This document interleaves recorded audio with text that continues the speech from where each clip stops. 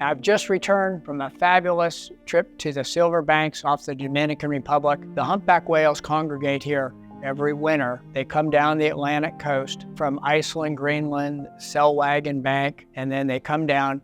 Here is where they give birth, breed, and then when their babies are strong enough, do the migration back north. This concentration of whales ranges anywhere between 3,000 and 5,000 whales in this area, which is 25 by 35 miles.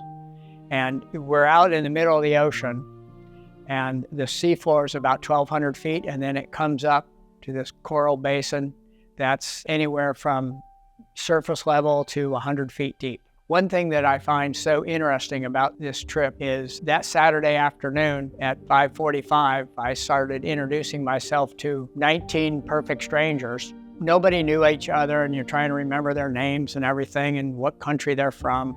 Then we all end up in these 27-foot skiffs out looking for the whales. The first morning, we find a singer, and it was absolutely beautiful. We were in the boat above water, and we could hear the singing below us. Our whale, he was down there singing away. He comes up near the boat, then we all slipped into the water and listened for a good 15 minutes of the song of the whale.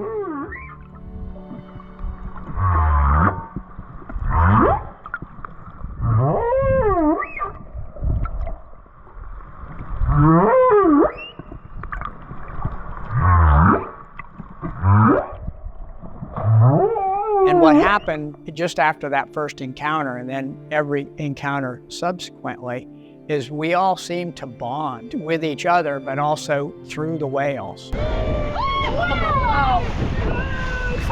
my God! This shared experience of being face to face, looking at this huge creature, it's absolutely magical.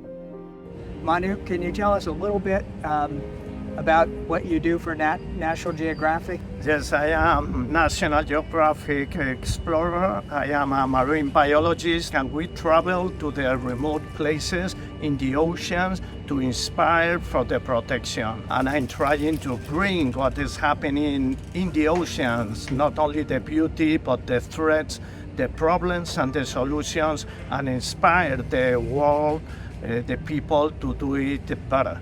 So it's amazing to go and visit a place like Silverbank, and we have to highlight places like this that we see that nature is coming back when we do things on the right way.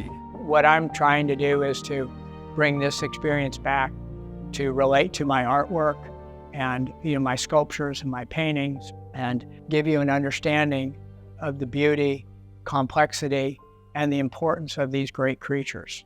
The humpback whales are all identified by the markings on their flukes. All the fluke is the tail, but the underside and the top side have different markings, scars, and different coloration. I'm very excited about this little fluke I did last year. It's just a small piece. We've had a lot of interest in it, and that's a piece I think it would be fun to do really large, potentially life-size. The old question of what's my favorite sculpture is a tough one, like choosing what's your favorite child. They're all your favorites, but usually I always say it's the one I'm working on. We are working on the humpback whale. Just kind of getting started. We got him the rough shape. From here, this is the anvil, this little thing that hangs down on the whale. I carve little grooves in it that leave those lines. Yeah, now there are dorsal fins back here. I got to put that on there, and it's got a little bit of a dorsal fin here. Very little, but it is a dorsal fin. It's starting to look whalish. So believe it or not, this is scaled at 3% of a life-size humpback whale. So I like to work in scale. They have a range, but basically 45 foot to up to 60 feet. I said, okay, this is an 18-inch study here. That would be 3% of 50 feet.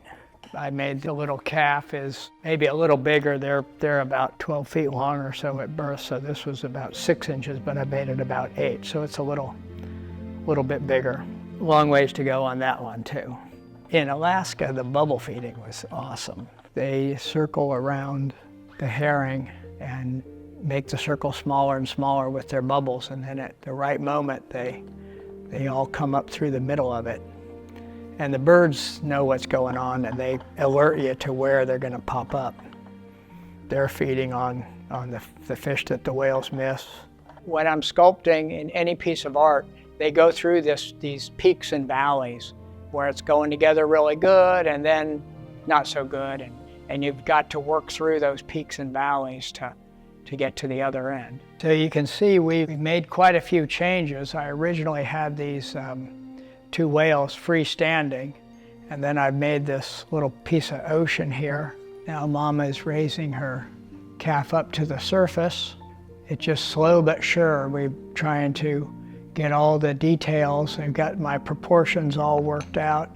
I use my proportional calipers here to make sure the pec fins are both the same size and they're same, distance here and here.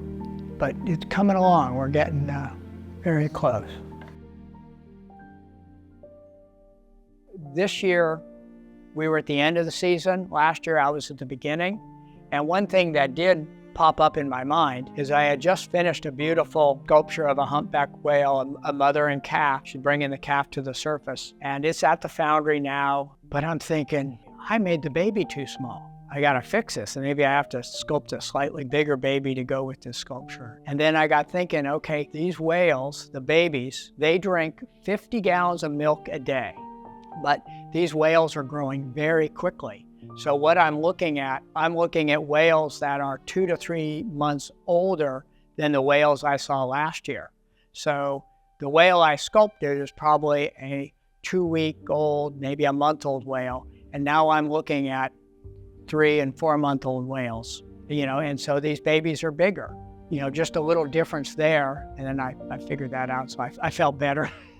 A lot of people, seem surprised when we start to learn that animals think like we do. Animals have feelings. They bond with their babies. They travel in groups, cooperative feeding, the way they interact with each other. People are like, oh, they're so smart. Well, duh.